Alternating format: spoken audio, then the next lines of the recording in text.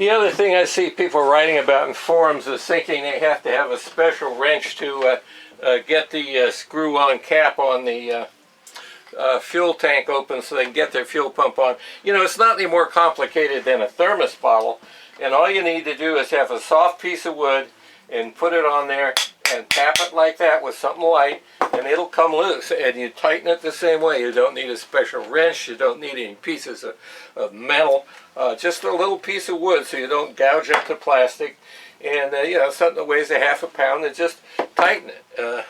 You know, it's really it's just a little more than finger tight. Anyway, just a piece of plastic, sealing against a piece of rubber, no big deal.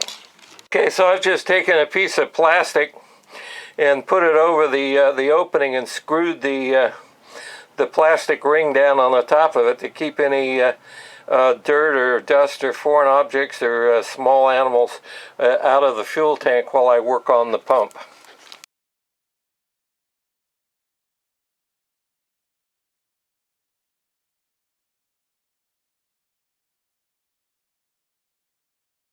Is that these fuel lines get hard, and it's impossible to get these off of the barbs.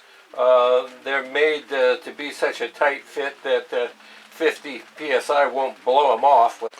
Okay, here's another common problem that you'll encounter in these F650 G650 fuel pumps, and that's this fuel level switch. This is nothing but a float switch.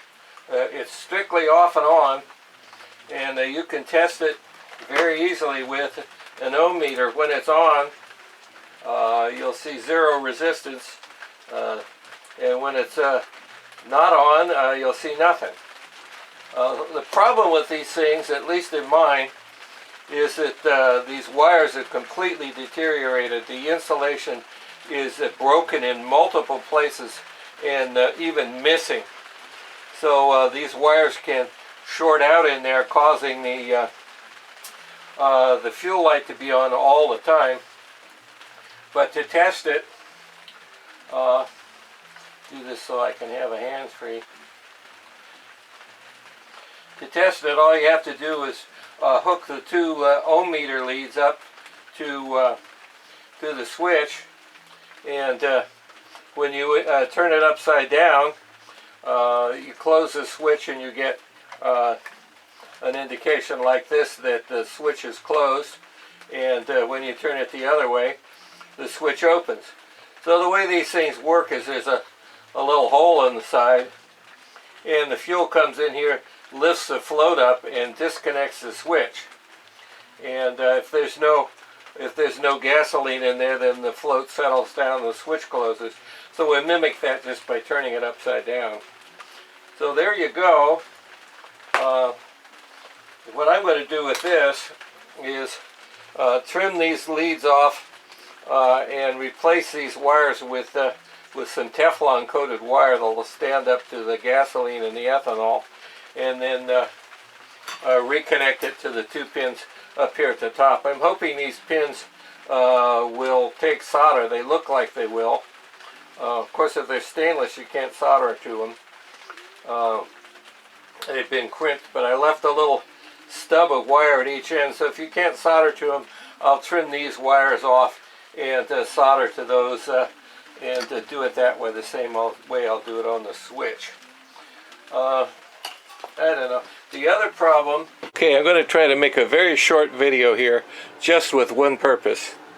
This is the submersible fuel pump for BMW F650 or G650gs.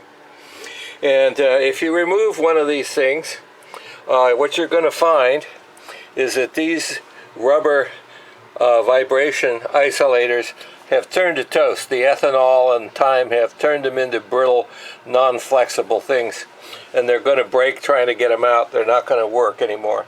So what you got to do is make an alternative.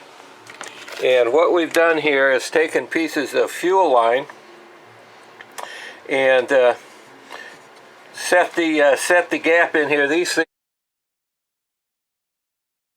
Things are about a ½ inch high, so we set this with about a ½ inch gap here. This is an 1.5 inch piece of fuel line. It's about 4 or 5 inches in diameter, so it's a good friction fit in the space where these little square things used to go.